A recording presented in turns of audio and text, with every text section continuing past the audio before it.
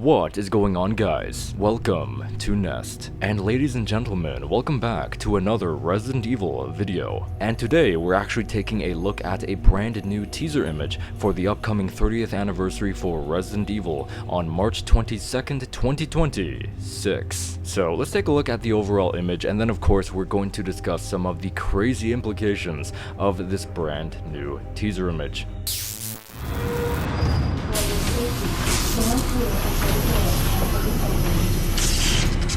Welcome to Nest. Enjoy your visit. So let's get into this video, but before we do, if you are new here, just consider leaving me a subscribe. I would greatly appreciate it, and like the video to push us on out into that YouTube algorithm. So if we head over to the official Resident Evil X account, we can see this glorious new post. 2026 marks the 30th anniversary of the Resident Evil series. Visit our webpage to see a special commemorative illustration, and stay tuned for more. And yeah, going over to their website, of course we have the new image at the top. Really cool 30th anniversary banner here, and what's most puzzling is this raccoon wearing a party hat and 30th anniversary glasses with the surrounding animated text saying coming soon. So whatever Capcom is planning for the 30th anniversary, it will be updated right here. And fun fact, if you click on the raccoon, it will bounce for you. So what is this implying? I will predict that in March, when the 30th anniversary arrives, Capcom will either announce or hint at Resident Evil 0 Remake, Resident Evil 1 Remake, or Resident Evil 5 Remake. And however they go about it, it will be updated right here. Personally, my fingers are most crossed for Resident Evil 5 Remake. But anyways, back to the image to break it on down. Right off the bat, we have this elegant display of 6 selected protagonists: Leon Kennedy, Claire Redfield, Chris Redfield, Jill Valentine, Grace Ashcroft, and Ada Wong.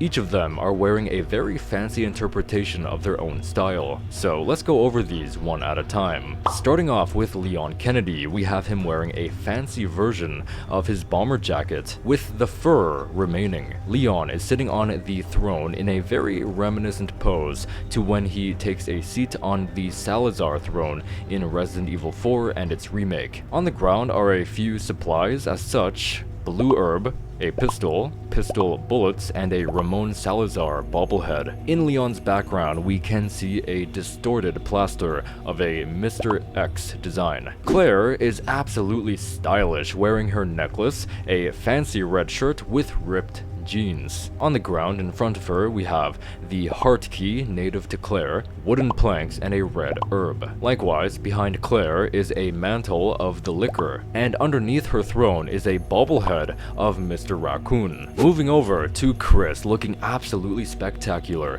He is rocking his Resident Evil 5 hairstyle. Chris actually has quite a few interesting Easter eggs around his design here. So the scarf that he's wearing actually belongs to Pierce Nivens. So it's nice to see Chris carrying that along with him all of these years after, in remembrance of his deceased partner ever since Resident Evil 6. The gloves Chris is wearing are his gloves featured in Resident Evil 8 Village. Chris has the same sitting pose as seen in Resident Evil 5, after him and Sheva Alomar defeat Makono. Within the laboratory room has a chair both Chris and Sheva could interact with. On the ground we have 2 green herbs, shotgun shells, and the football player bobblehead from Resident Evil 7 Biohazard. Similarly, behind Chris is a portrait that resembles the final boss battle of Resident Evil 5 against Albert Wesker in his Uraboda's final form. And underneath Chris's throne, we can see the BSAA emblem from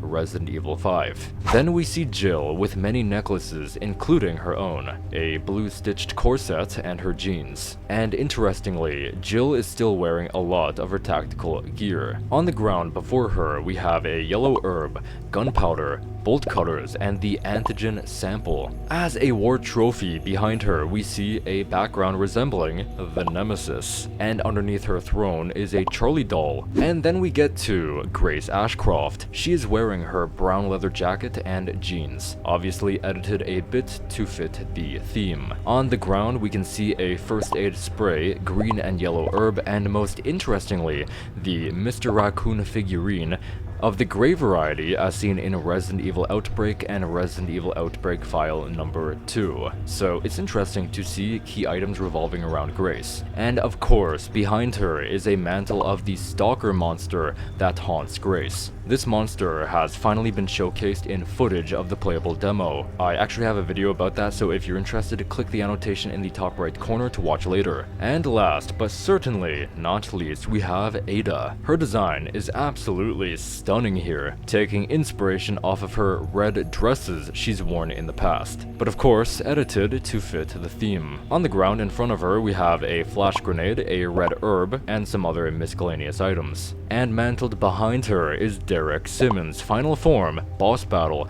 from Resident Evil 6, one of my all-time favorite boss battles within the franchise. And underneath her throne we can see a serpent emblem from Resident Evil 6. I think it's also worth noting that above every character is a unique flower. I'm not an expert on flowers or a horticulturalist, so if any of you guys know if these flowers have any meaning or signifying the character, let me know in the comments. I don't even know if these flowers have names. Well, I'm sure they do.